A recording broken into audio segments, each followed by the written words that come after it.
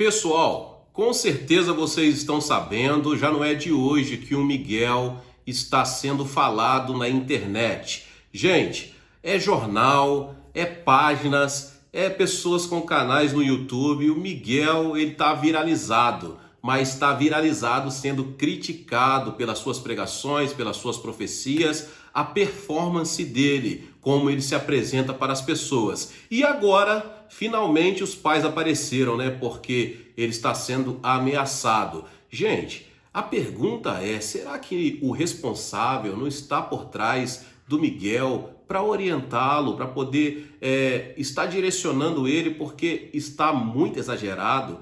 As pessoas estão falando horrores do Miguel, as pessoas estão levantando coisas. O Miguel já virou meme, musiquinha no meio cristão, no meio secular, no meio não cristão. Olha, está virando uma bola de neve. Até as crianças agora estão falando aquele dizer dele que ele fala em inglês. Of the king, the power, the man, the bastard, the king, the fairy, the smile. Gente, aonde que isso vai parar? Misericórdia. Olha, do mesmo ponto que a gente sabe que o Miguel, ele tá exagerando muito. O Miguel tá passando, na verdade ele já passou dos limites há muito tempo. Gente, será que ninguém vai orientar o Miguel? Será que os pais dele não vai orientar? Olha, ele tava com aquele discipulado com o pastor Eliseu Rodrigues e o discipulado acabou, né? Então, depois disso aí, olha só como é que a coisa apertou. Parece que alguns pastores, alguns pastores parece que eles não estavam falando porque ele estava do lado do Eliseu. Ou seja, o Eliseu, entre aspas, estava tipo protegendo o Miguel. Assim que o Eliseu, ele declarou a público na rede social, junto com o Miguel também que declarou, eles não estão mais com o discipulado, um para o lado e o outro para o outro. Vários pastores agora estão comentando. Eu vou colocar aqui o vídeo do Lamartine Pozella, vou colocar aqui também, gente, o vídeo do pastor Júnior do Trovão, eles falando do Miguel. E vou colocar também uma reportagem aqui do jornal Metrópolis. O pastor Miguel Oliveira, de apenas 15 anos, virou alvo de ameaças depois de suas pregações viralizarem nas redes sociais. De acordo com a coluna de Paulo Capelli, aqui do Metrópolis, com mais de 1 milhão de seguidores, o jovem passou a ser chamado de anticristo e herege por críticos que contestam os seus métodos. Parte do segmento evangélico também se posicionou contra ele. Segundo relatos, as críticas giram em torno de 3 principais pontos: a suspeita de que o pastor simularia falar línguas desconhecidas, o pedido de doações via Pix durante os cultos e os anúncios de curas milagrosas. Em uma dessas ocasiões, por exemplo, Miguel chegou a rasgar o laudo médico de uma fiel com diagnóstico de leucemia, alegando ter curado a doença.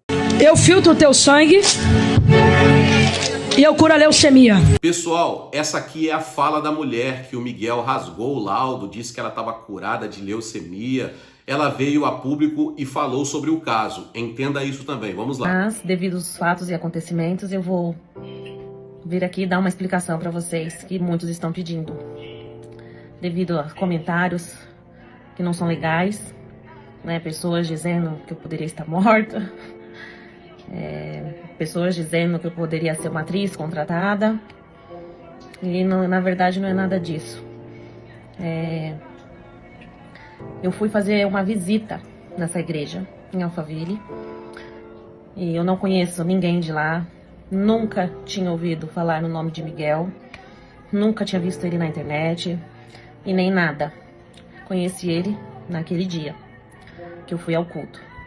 E eu estava sentada no fundo da igreja, eu era uma das últimas com a minha mãe. E ele me chamou, dizendo que Deus já havia me curado de um câncer, e que o câncer voltou e que Deus ia me curar novamente. E realmente eu tinha câncer, eu fui diagnosticada com câncer no colo do útero em setembro de 2023. Passei por uma fase, um momento muito difícil da minha vida, que quem me conhece sabe. Fiquei sem andar por 8 meses, usei sonda, usei nefrostomia no rim. Os médicos já tinham me dado o diagnóstico de morte 3 vezes. Já fui diagnosticada, que não havia mais nada para mim, para o meu tratamento. Fiz quimioterapia, perdi meus cabelos, agora tá crescendo novamente. E o que acontece? Ali naquela parte, quando ele rasga aqueles documentos, ele não tá rasgando os meus documentos, os meus laudos. Ele fez um ato profético naquela hora. Ele pegou 3 folhas de folha sulfite e ele escreveu câncer, leucemia e filtra-sangue, né? Então eu acredito que assim, as pessoas estão interpretando de uma forma diferente, que não é aquilo, quando ele disse que ele curou, né? Porque ele não curou nada, ele não cura nada, quem cura é Deus e a nossa fé. E eu creio sim que a minha fé me curou. A minha fé, eu tenho certeza que a minha fé me curou. Então ele não rasgou meus laudos, como estão dizendo. Ele rasgou folha sulfite, onde ele escreveu. Entendeu? Então é isso, pessoal. Eu continuo fazendo meu tratamento, tá? Podem ficar despreocupados, eu faço imunoterapia de 21 dias. Tô lá no hospital fazendo bonitinho. Eu fui curada sim, o câncer voltou sim, né? Mas continuo meus tratamentos, estou ótima. E é isso aí, gente. Gente, olha, o Miguel assim subiu de nível. Gente, olha, é influencer fazendo o vídeo dele, assim, a coisa tá assim demais. Olha, é triste porque é um menino, é um adolescente de 15 anos passando por todo esse turbilhão de coisas. A pergunta é, será que o Miguel está estudando, gente? Será que ele está se preocupando com a matéria da escola? Será que o Miguel está dormindo direito, está comendo direito? Olha, tem um negócio estranho aí. Olha, pelo amor de Deus, gente. Eu quero que vocês comentem aqui qual é a opinião de vocês, o que vocês pensam sobre isso. Mas, ó, tá demais. Assista esses vídeos aqui e a gente comenta pra gente encerrar ele. Vamos lá, então. Daniel, primeiro, se você acha que o anticristo pode ser o pastor Mirim, e depois algum comentário aqui sobre. Cara, assim, tá todo mundo falando desse pastor Mirim e tal, e tem muita coisa estranha no mundo, né? Aí o cara fala assim, olha só como é que o protestantismo... Muitos católicos falam, olha como é que o protestantismo é horroroso, olha só o pastor Mirim. Pô, pelo amor de Deus, gente, você não pode julgar o todo por um exemplo, pela parte, né? Você vai comparar as maluquices, eu vou falar, o catolicismo é horrível porque eles vendiam a salvação com as indulgências. É horrível porque tem a simonia, né, que é essa prática. Assim, só ressalto para essas pessoas, tomem cuidado com isso, para você não entrar numa de que, olha como é que o protestantismo é uma podridão, olha o profeta Mirim. A maioria das igrejas evangélicas não concorda com aquilo ali que está acontecendo ali, entendeu? Vai achar que é forçação de barra. Agora, existem pessoas que foram chamadas para serem profetas ainda na sua infância, como é o caso de Samuel. Agora, Samuel fazia as coisas que esse menino estava fazendo? Provavelmente não. Mas existem pessoas que na sua juventude foram chamadas para serem uma espécie de profetas, né? Uma coisa não invalida a outra. Agora, tem muita bagunça, né? Então, só um. Obviamente, ele não tem capacidade nenhuma para ser o anticristo, né? Isso aí é O pessoal, bobeira. A segunda pergunta eu esqueci. Mas só uma coisa, o pessoal tá falando que, na verdade, ele não é 666, ele é meio besta. É 333. Essa piadinha. Ai, meu Deus. Cara, eu lembro dessa piada. Essa piada a galera contava muito nas igrejas, né? Igreja é lugar de muita piada, muita coisa engraçada também, né? Assim, o Matheus Ceará sempre quer fazer um podcast aí comigo, né? Ele comenta. Cara, se eu contar as histórias que eu vi dentro de igreja, dá um programa de horas, cara. Se eu contar só as histórias do que meu pai fez dentro das igrejas, conversando com os caras dentro da igreja, as besteiras que ele fez e falou, já dá um programa aí, meu irmão. Já é incrível. Então, assim, igreja é lugar de coisa engraçada. Às vezes as coisas engraçadas são heresias, às vezes são apenas coisas engraçadas, entendeu?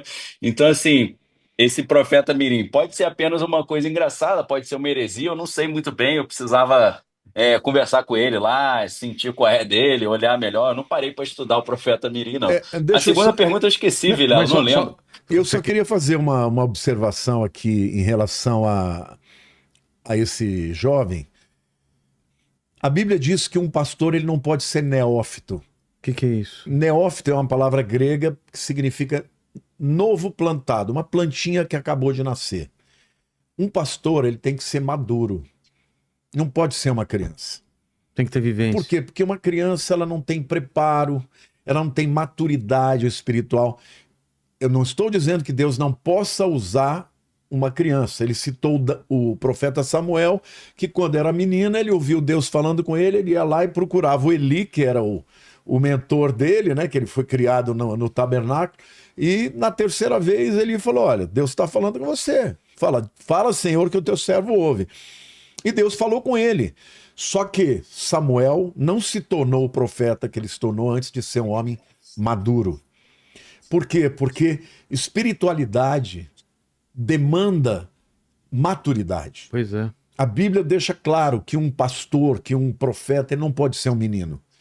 Ele pode até ter um dom espiritual e tal, mas ele não deveria estar ocupando a posição que ele está ocupando. Isso é um erro.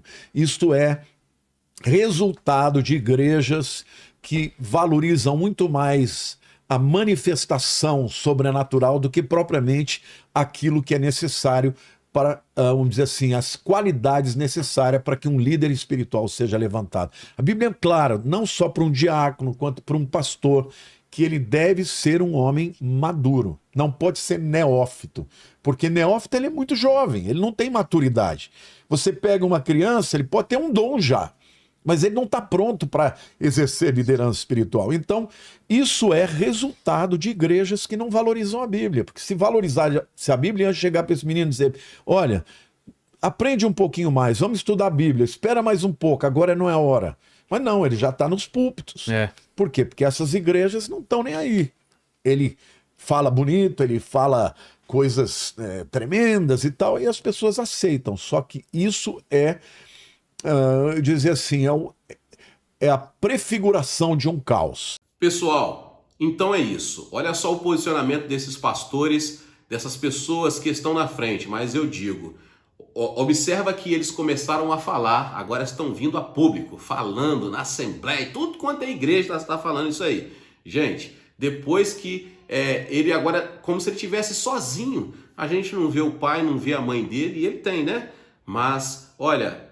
Alguém tem que orientar esse menino, porque senão pode ser tarde demais e é triste perder um jovem, uma pessoa que pode ser lapidado e ser usado por Deus. Pessoal, esse foi o vídeo, espero que vocês tenham gostado. Se gostaram, se inscreva aqui no canal, ative o sininho das notificações, deixe também seu like e não se esqueça de compartilhar esse vídeo com mais pessoas. Nos vemos nos próximos vídeos. Tchau, tchau!